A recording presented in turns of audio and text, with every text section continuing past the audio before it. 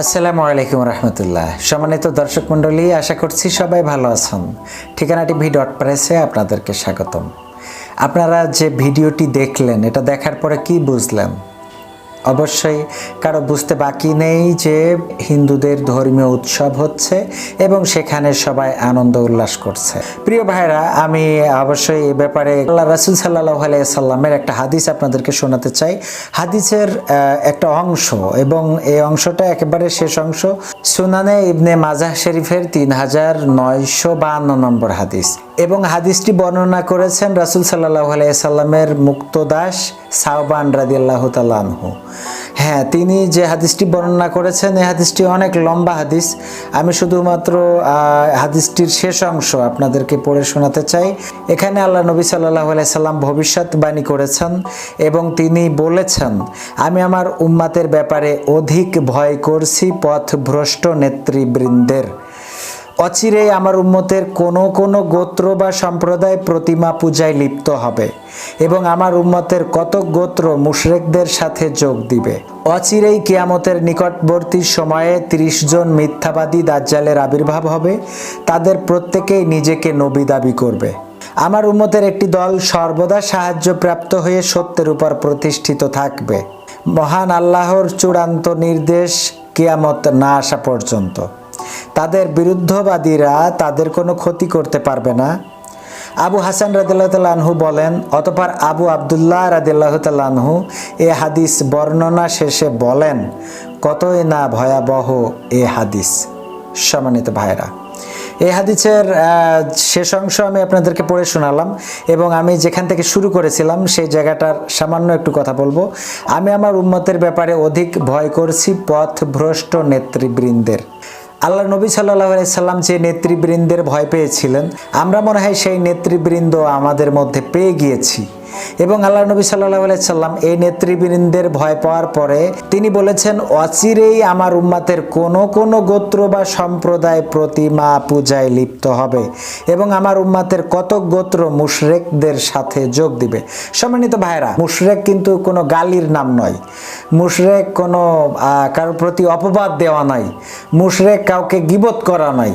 মুশরিক হলো যারা আল্লাহ রাব্বুল আলামিনের সাথে শিরক করে তারা, এবং এই মুশরিক সেটা হতে পারে মুসলমানদের মধ্যে, হতে পারে খ্রিস্টানদের মধ্যে, হতে পারে বৌদ্ধদের মধ্যে, হতে পারে মানে সকল গোত্রের মধ্যেই মুশরিক হতে পারে।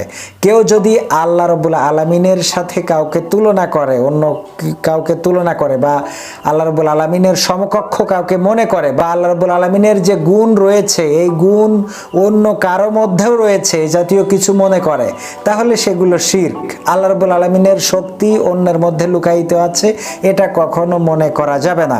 খ্রিস্টানেরা শিরক করছে, তারা বলছে আল্লাহ রাব্বুল আলামিনের স্ত্রী আছে এবং সন্তান রয়েছে, সন্তান হলো ঈসা আলাইহিস সালাতু ওয়াস সালাম। নিঃসন্দেহে এটা আল্লাহ রাব্বুল আলামিনের সাথে শিরক করছেন। আল্লাহ রাব্বুল আলামিন আমাদের মতো মানুষদের মতো নয়। কুল হু আল্লাহু আহাদ, আল্লাহ রাব্বুল আলামিন এক এবং অদ্বিতীয়। আল্লাহুস সামাদ, তিনি কারো মুখাপেক্ষী নন, সকলেই তিনার মুখাপেক্ষী। লাম ইয়ালিদ ওয়ালাম ইউলাদ, তিনি কাউকে জন্ম দেননি এবং তিনাকেও কেউ জন্ম দেয়নি।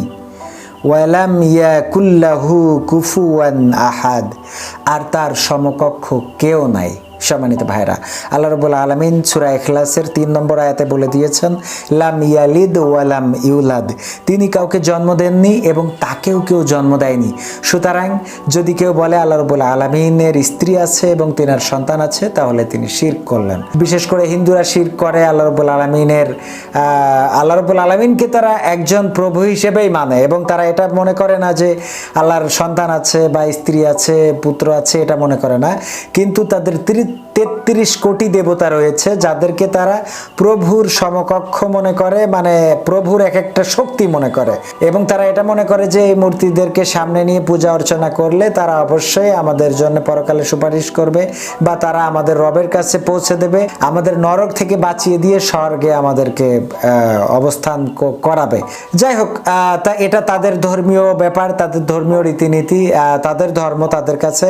আমাদের লাকুম দীনুকুম ওয়ালিয়া দীন, তোমাদের ধর্ম তোমাদের জন্য এবং আমাদের ধর্ম আমাদের জন্য।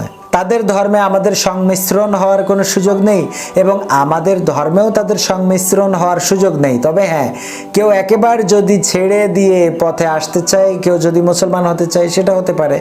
যেহেতু মুসলমানরা কখনো হিন্দু হয় না, কিন্তু যদিও নাম চেঞ্জ করে বা সিস্টেমে তারা হিন্দু হয় না, কিন্তু হিন্দুদের সাথে যেসব কার্যক্রমে লিপ্ত হয়েছে তাতে করে আমার মনে হয় যে তারা হিন্দুদের থেকে কোনো অংশে কম নয়। সম্মানিত ভাইরা, আমি সর্বশেষ যে কথাটা আপনাদের বলতে চাই সেটা হলো, আমাদের বাংলাদেশের একজন সিনিয়র সাংবাদিক গৌতম রয়, তার কাছে আমাদের মেয়র সাহেবের হয়েছে পরাজয়। সম্মানিত ভাইরা, তিনি লিখেছিলেন, ধর্ম যার যার, উৎসব সবার। এটা একান্ত তিনার বক্তব্য। আসুন আমরা সবাই মিলে উৎসব করি, পূজা হিন্দুদের, কিন্তু আমরা সবাই মিলে উৎসব করি। আর আসুন আমাদের মুসলমান বন্ধুদেরকে প্রাসাদ দিয়ে নয়, বরং অন্যভাবে আপ্যায়ন করি। তো তিনার এই পোস্টের ব্যাপারে একজন কমেন্ট করলেন যে, দাদা তাইলে কেউ কি প্রাসাদ খাইলে হিন্দু হয়ে যায়? গৌতম রয় ওখানে রিপ্লাই দিয়েছিলেন, কেউ প্রাসাদ খাইলে হিন্দু হয়ে যায় বা না যায় আমি এটা বলবো না, বরং প্রত্যেকটা ধর্মের কিছু রীতি আছে, কিছু নীতি আছে, কিছু আদেশ নিষেধ আছে যেগুলো ফলো করতে হবে।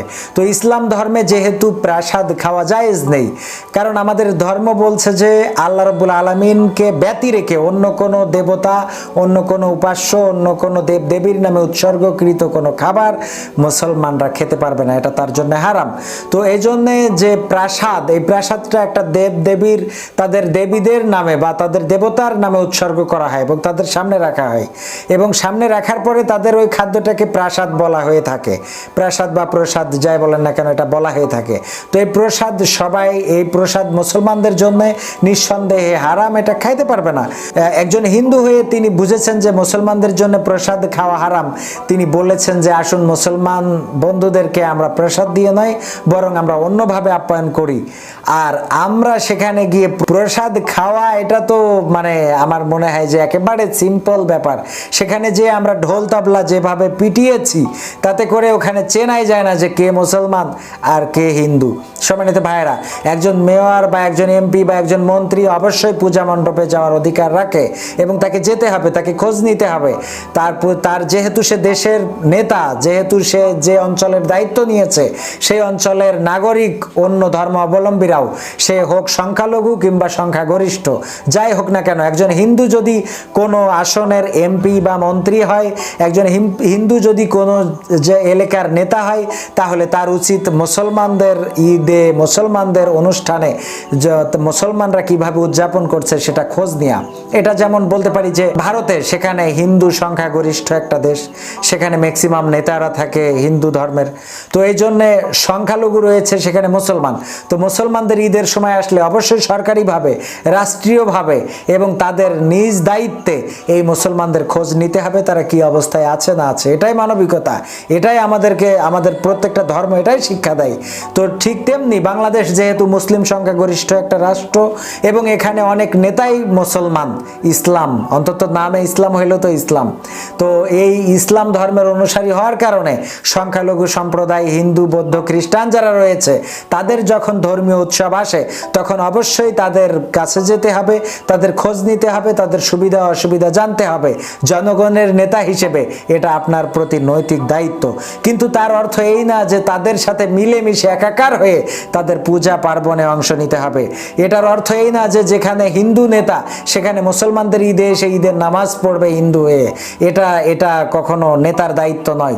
নেতার দায়িত্ব নামাজ ঠিকভাবে হচ্ছে কিনা, নামাজ ঠিকভাবে পড়ছে কিনা, সে যদি হিন্দু হয়ে থাকে তাহলে এটার খোঁজ নিয়ে, আর সে যদি মুসলমান হয়ে থাকে তাহলে তাদের হিন্দুদের বা অন্য ধর্ম অবলম্বীদের পূজা পার্বণে কোনো প্রবলেম হচ্ছে কিনা, কেউ চাঁদাবাজি করছে কিনা, সেখানে অশ্লীলতা চলছে কিনা, সেখানে কোনো আশঙ্কা আছে কিনা, সেখানে কোনো ভয় আছে কিনা, কোনো ভীতি আছে কিনা, সেখানে অন্য কোনো মানে এক কথায় কোনো প্রবলেম আছে কিনা, কোনো সমস্যা আছে কিনা, সেটা অবশ্যই যাচাই বাছাই করতে হবে, সেটা অবশ্যই তদারকি করতে হবে, সেটা অবশ্যই দেখাশোনা করতে হবে। এবং যদি কোনো সমস্যা থাকে সেটা সলভ করার জন্য নেতার ভূমিকা পালন করতে হবে। আর এটা করাতে কোনো প্রকার কোনো অপরাধ তো নেই, বরং এটা করাতে অবশ্যই আল্লাহ রাব্বুল আলামিন আপনাকে প্রতিদান দিবেন। কিন্তু যদি সেখানে যে তাদের সাথে ঢাকঢোল পিটিয়ে একাকার হয়ে যায়, তবে সেটা আমাদের জন্য নিঃসন্দেহে মুসলমানের জন্য একটি কলঙ্কজনক অধ্যায়, বলতে দ্বিধাবোধ করব না। সম্মানিত ভাইয়েরা, আজকে ছিল এই পর্যন্তই আমার আলোচনা। এতক্ষণ পর্যন্ত আমার সাথে থাকার জন্য ধন্যবাদ। অবশ্যই ঠিকানা tv.press-এর সাথে থাকবেন। সত্যের সাথে সত্যের পথে থাকতে চাই ইনশাআল্লাহ। আসসালামু আলাইকুম ওয়া রাহমাতুল্লাহ।